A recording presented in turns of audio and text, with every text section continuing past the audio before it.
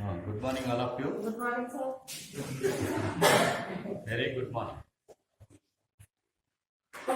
మనం లాస్ట్ క్లాస్లో మైక్రోస్పోరోజెనిసిస్ చెప్పుకున్నాం. అంటే సూక్ష్మ సిద్ధ బీజ జననం గురించి చెప్పుకున్నాం. అంటే పరాగరేణువులు ఎలాగో ఏర్పడతాయి అనేది చెప్పాం లాస్ట్ క్లాస్. ఈరోజు క్లాస్లో మనకి స్థూల సిద్ధ బీజ జననం అంటే మెగాస్పోరోజెనిసిస్ అంటాం. దాన్ని స్థూల సిద్ధ బీజాలు ఎలా ఏర్పడతాయి అనేది తెలుసుకోవాలి. ఓకే, ఇందుకే ఈ స్థూల సిద్ధ బీజాలు ఎక్కడ ఏర్పడతాయి? అండాలలో ఏర్పడతాయి. అండాలలో కూడా ఎక్కడ ఏర్పడతాయి? అండాంత కణజాలంలో ఏర్పడతాయి. ఎక్కడ ఏర్పడతాయి? అండాంత కణజాలంలో ఏర్పడతాయి. ఇదివరకు మీకు అన్నం యొక్క నిర్మాణం గురించి చెప్పాను, అండం యొక్క స్ట్రక్చర్ గురించి చెప్పాను. చూడండి, ఇక్కడ అండ బీజంలో మనకి మధ్యస్థంగా ఒక మృదు కణజాలం ఉంటుంది. దానిని మనం న్యూసెల్లస్ లేదా అండాంత కణజాలం అని చెప్పారు. గుర్తుందా? ఈ అండాంత కణజాలంలో అంటే బాహ్య చర్మానికి దిగువగా, అంటే అండ కవచాలకి దిగువగా అండాంత కణజాలం యొక్క బాహ్య చర్మం ఉంటుంది కదా, దానికి దిగువగా ఒకానొక కణం పెద్దదిగా ఎదుగుతుంది అనమాట. పెద్దదిగా డిఫరెన్షియేట్ అయ్యి పెద్దదిగా ఎదుగుతుంది అనమాట. ఆ కణాన్ని ఎవరు పిలుస్తామంటే మనం ఆర్కిస్పోరియల్ కణము అంటారు. ఏమంటారు దాన్ని? ఆర్కిస్పోరియల్ కణం అంటారు. ఆర్కిస్పోరియల్ కణం లేదా ప్రైమరీ ఆర్కిస్పోరియల్ ఇనీషియల్ అని కూడా అనొచ్చు అనమాట.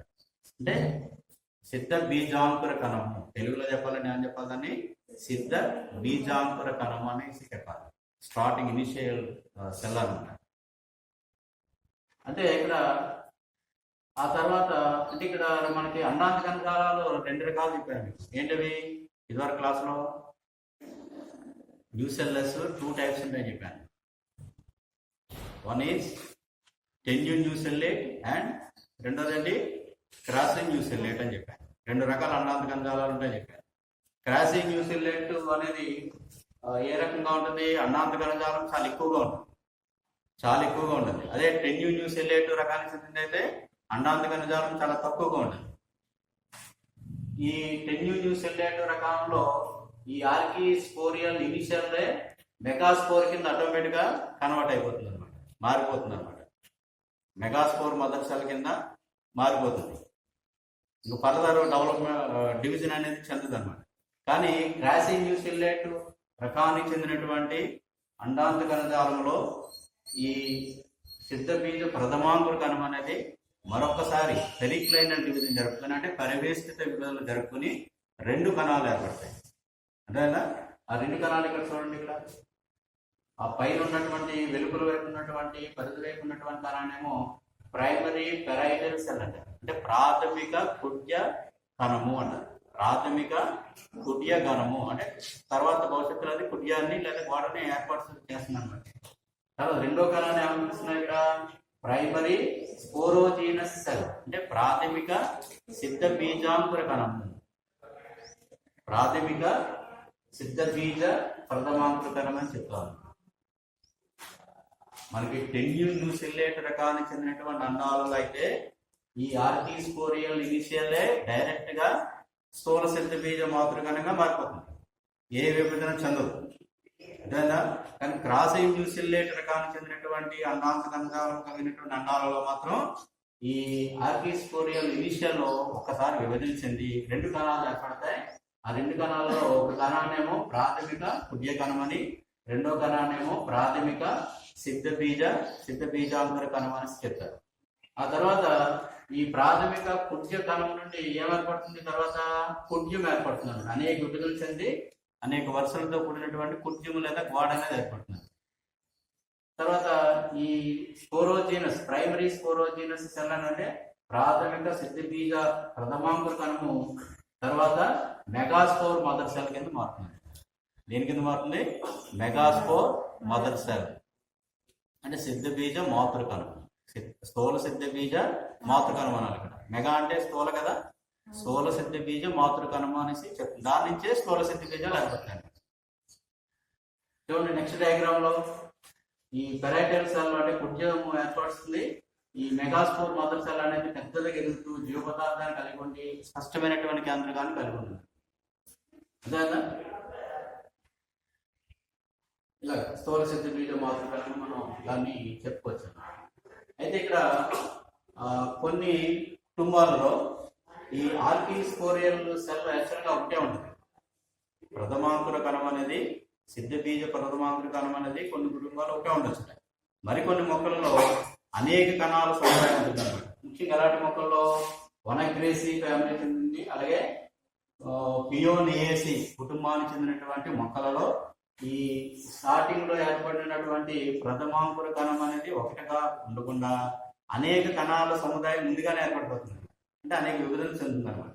కానీ వాటిలో ఏదో ఒక మధ్యస్థంగా ఉన్నటువంటి కణం మాత్రమే క్రియావంతంగా ఉండి మిగతా కణాలన్నీ కూడా నశించిపోతాయి. స్టార్టింగ్ లో ఏర్పడతాయి కానీ క్రియావంతంగా ఉండే కణం, మధ్యస్థంగా ఉన్నటువంటి కణం ఒకటి మాత్రం ఉండి మిగతా అన్ని కణాలు కూడా నశించిపోతాయి అన్నమాట. ఆ విధంగా ఈ వనాగ్రేసి అండ్ పియోనియేసి కుటుంబంలో మనకు అలాంటి పరిస్థితి కనిపిస్తుంది. అలాగే అరుదుగా ఈ స్థూల సిద్ధ బీజ చతుష్కాలు లైన్గా ఏర్పడిపోతాయి అన్నమాట.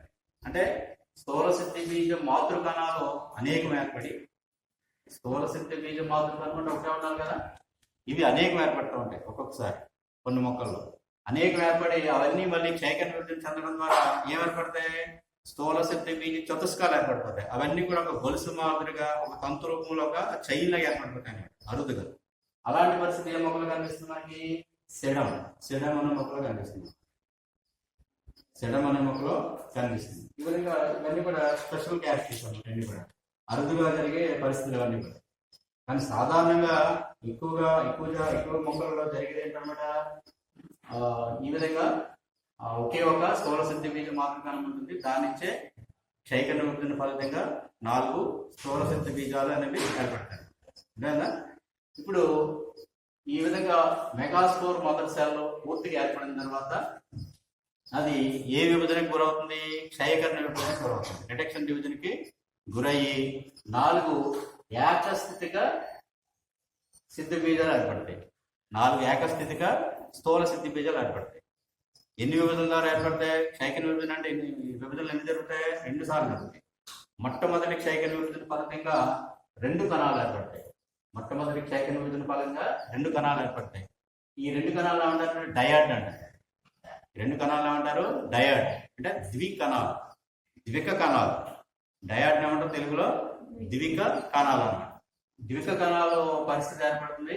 అంటే మొట్టమొదటి విభజన స్థూల సిద్ధ బీజ మాతృకణంలో ఒక అడ్డు విభజన జరగడం ద్వారా మనకి ద్విక కణాలు అనేవి ఏర్పడతాయి. 2 కణాలు పరిస్థితి అనేది మనం చూస్తున్నాం. తర్వాత మరలా ఈ 2 కణాలు కూడా ఇంకొకసారి అడ్డంగా విభజన చెందడం వల్ల 4 ఏకస్థితిక స్థూల సిద్ధ బీజాలు ఏర్పడతాయి. 4 ఏకస్థితిక స్థూల సిద్ధ బీజాలు ఏర్పడతాయి. ఈ విధంగా ఒక స్థూల సిద్ధ బీజ మాతృకణము క్షయకరణ విభజన ఫలితంగా 4 ఏకస్థితిక స్థూల సిద్ధ బీజాలు ఏర్పడడాన్ని మెగాస్పోరోజెనిసిస్ లేదా స్థూల సిద్ధ బీజ జననం అంటారు. అది స్థూల సిద్ధ బీజ జననం అంటే మనం అబ్రివేషన్ ఏం చెప్పాలి, నిర్వచనం ఏం చెప్పాలి? స్థూల సిద్ధ బీజ మాతృకణము క్షయకరణ విభజనకు గురై 4 ఏకస్థితిక స్థూల సిద్ధ బీజాలు ఏర్పడడాన్ని స్థూల సిద్ధ బీజ జననము లేదా మెగాస్పోరోజెనిసిస్ అనేసి చెప్తారు. లేదా ఈ విధంగా 4 చూడండి ఇక్కడ డయాగ్రామ్ లో 4 1 2 3 4 స్థూల సిద్ధ బీజాలు ఏర్పడతాయి. అయితే ఈ 4 స్థూల సిద్ధ బీజాల్లో తర్వాత నెక్స్ట్ ఫర్దర్ డెవలప్మెంట్ లో ఏం జరుగుతుంది? కేవలము ఒకానొక స్థూల సిద్ధ బీజం మాత్రమే క్రియావంతంగా ఉండి లేదా ఫంక్షనల్ గా ఉండి మిగిలిన 3 స్థూల సిద్ధ బీజాలు డీజెంటిగ్రేట్ అయిపోతాయి, డీజనరేట్ అయిపోతాయి, లేకపోతే నశించిపోతాయి అన్నమాట. ఒకటే క్రియావంతంగా ఉంటుంది. దాని నుండే తర్వాత ఫర్దర్ గా మనకి పిండకోశం అనేది ఏర్పడుతుంది. ఎంబ్రియో శాక్ అంటారు. ఎంబ్రియో శాక్ ఏమనొచ్చిన తర్వాత ఫిమేల్ గ్యామటోఫైట్ అంటారు. అంటే స్త్రీ సంయోగ బీజదము. అక్కడ మేల్ గ్యామటోఫైట్ అని చెప్పాం, గుర్తుందా? పరాగరేణువునే మనం ఇనీషియల్ మేల్ గ్యామటోఫైట్ గా చెప్పాం. అక్కడ పరాగరేణువు అభివృద్ధి చెంది పరాగనాలను ఉత్పత్తి చేసి దాంట్లోనే పురుష బీజగణాలను ఉత్పత్తి చేస్తుంది కాబట్టి పరాగరేణువుని ఏమన్నా మనం మేల్ గ్యామటోఫైట్ అన్నాం. అలాగే ఇక్కడ ఈ మిగిలినటువంటి ఈ స్థూల సిద్ధ బీజాన్నే మనం ఏమంటాం? దాని ఫర్దర్ డెవలప్మెంట్ లో ఫిమేల్ గ్యామటోఫైట్ అంటారు, స్త్రీ సంయోగ బీజం. ఎందుకని? దానికి ఇంకో పేరేంటి? ఎంబ్రియో శాఖ. స్త్రీ సంయోగ బీజాన్ని పేరేంటి దానికి ఎంబ్రియో శాఖ అంటాం. ఎందుకని స్త్రీ సంయోగ బీజం ఎందుకన్నాం? ఆ ఎంబ్రియో శాఖలోనే మనకి స్త్రీ సంయోగ బీజకణమైనటువంటి ఫిమేల్ గ్యామెట్ అనేది ఏర్పడుతుంది. మనకి ఫలదీకరణకి ఏం కావాలి? అల్టిమేట్ గా మేల్ గ్యామెట్ కావాలి, ఫీమేల్ గ్యామెట్ కావాలి. అంటే పురుష సంయోగ బీజకణం కావాలి, స్త్రీ సంయోగ బీజకణం కావాలి. పురుష సంయోగ బీజకణాలు ఆల్రెడీ ఏర్పడ్డాయి, పరాగనాళంలో ఏర్పడ్డాయి చెప్పాక అవి మేల్ గ్యామెట్స్. మరి అది స్త్రీ సంయోగ బీజకణంతో కలవాలంటే మనకి ఇక్కడ పిండకోశంలోనే స్త్రీ సంయోగ బీజకణం అనేది ఏర్పడుతుంది. అందుకని స్త్రీ సంయోగ బీజకణాలను ఉత్పత్తి చేస్తుంది కనుక ఎంబ్రియో శాఖను ఏమని పిలుస్తున్నాం? ఇక్కడ మనం ఫిమేల్ గ్యామటోఫైట్ అంట. గ్యామటోఫైట్ అంటే సంయోగ బీజకం అని అర్థం.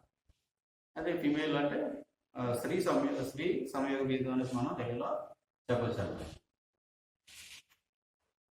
అది ఆ విధంగా ఒక్క స్థూల సిద్ధ బీజం మాత్రమే క్రియావంతంగా ఉండి ఫంక్షనల్గా ఉండి మనకి నెక్స్ట్ డెవలప్మెంట్ స్టేజ్లో అది ఎంబ్రియో శాఖగా డెవలప్ అవుతుంది. ఆ ఎంబ్రియో శాఖని మనం స్త్రీ సంయోగ బీజం అంటాం. ఆ ఎంబ్రియో శాఖలు అనేక విభజన చెంది మనకి 8 కేంద్రకాలు 7 కణాలు ఉన్నటువంటి పూర్తి స్థాయి ఎంబ్రియో శాఖ అనేది డెవలప్ అవుతుంది. అది నెక్స్ట్ క్లాస్లో దీని యొక్క డెవలప్మెంట్ నెక్స్ట్ క్లాస్లో తెలుసుకుందాం. అయితే ఇక్కడ ఈ స్థూల సిద్ధి బీజాలు 4 ఏర్పడ్డాయి కదా. ఈ స్థూల సిద్ధి బీజాల యొక్క ఏర్పడడంలోనూ దాని నిర్మాణంలోనూ దాని అమరికలు మళ్ళీ 2 రకాలు ఉన్నాయి. కొన్ని మొక్కలలో ఆ స్థూల సిద్ధి బీజాల యొక్క అరేంజ్మెంట్ ఒక లైన్గా ఉంటాయి కదా, లీనియర్గా ఉంటాయి కదా. ఆ అరేంజ్మెంట్ ఒక్కొక్క మొక్కల్లో మనకి ఎలా కనిపిస్తుంది? టీ షేప్లో కనిపిస్తుంది. టీ షేప్ అంటే పైన ఉన్నటువంటి సిద్ధి బీజాలు పెద్దవిగాను, కింద రెండు సిద్ధి బీజాలు సన్నగా ఉన్నాయి కూడా. ఎలా కనిపిస్తుంది అంటే షేప్ అది టీ షేప్లో కనిపిస్తుంది. ఈ పరిస్థితి ఏ మొక్కలో ఉంటుందా? లుడ్విజియా అండ్ అనోనా. లుడ్విజియా అండ్ అనోనాలో ఏర్పడినటువంటి 4 స్థూల సిద్ధి బీజాలు టీ షేప్ లో కనిపిస్తాయి అంతే.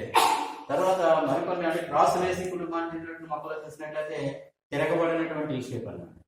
లేదా ఐసోబైలాటరల్ కానీ తిరగబడినటువంటి టీ షేప్ లో అంటే చిన్నగా ఉన్నటువంటి 2 స్థూల సిద్ధి బీజాలు పైన ఉంటే సన్నగా ఉంటాయి, లైన్ గా ఉదాహరణ ఉంటే కింద ఉన్నటువంటి 2 స్థూల సిద్ధి బీజాలు పెద్దగా ఉండడం వల్ల, వెడల్పుగా ఉండడం వల్ల మనకి అరేంజ్మెంట్ ఎలా కనిపిస్తుంది అనమాట. అమరిక ఎలా కనిపిస్తుంది? మనకి తిరగబడినటువంటి టీ షేప్ లో కనిపిస్తుంది. ఇది ఏ మొక్కల్లో కనిపిస్తుంది? క్రాస్ రేసి అనే మొక్కల్లో కనిపిస్తుంది. ఇవన్నీ కూడా ఎగ్జామ్స్ అని గుర్తుపెట్టుకోవాలి. లేదా తర్వాత మరి ఈ స్థూల సిద్ధి బీజం నుంచి మనకి ఎంబ్రియో శాఖ ఏర్పడుతుందని చెప్తున్నాగా. అయితే కొన్ని మొక్కలలో మొత్తం మీద అన్ని రకాల మొక్కలు మనం పరిశీలించి చూసినట్లయితే 3 రకాలుగా ఎంబ్రియో శాఖలు ఏర్పడుతున్నాయి. 3 రకాలుగా ఎంబ్రియో శాఖలు ఏర్పడుతున్నాయి. ఆ 3 రకాలు ఏంటి? ఒకటి బైస్పోరిక్ ఎంబ్రియో శాఖ, రెండోది టెట్రాస్పోరిక్ ఎంబ్రియో శాఖ, అలాగే థర్డ్ వన్ మోనోస్పోరిక్ ఎంబ్రియో శాఖ. ఇక్కడ బైస్పోరిక్ ఎంబ్రియో శాఖ అంటే ఏంటంటే మనం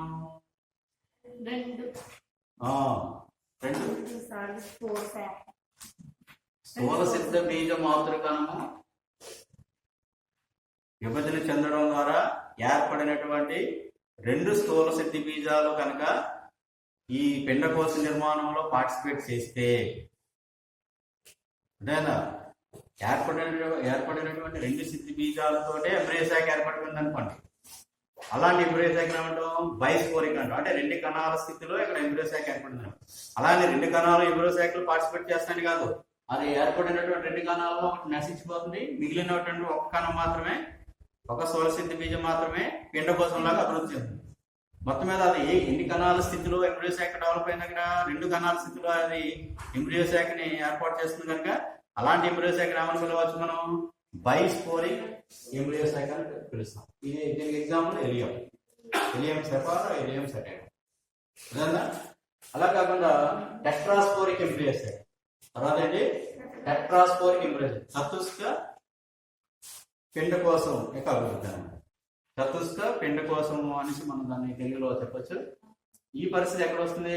స్థూల సిద్ధి బీజ మాతృకణము క్షైక విభజన పూర్తి కాబట్టి, అంటే మొదట 2 కణాలు విభజన చెందడం వల్ల ఇంకొక అడ్డు విభజన చెందడం వల్ల 4 కణాలు ఏర్పడతాయి.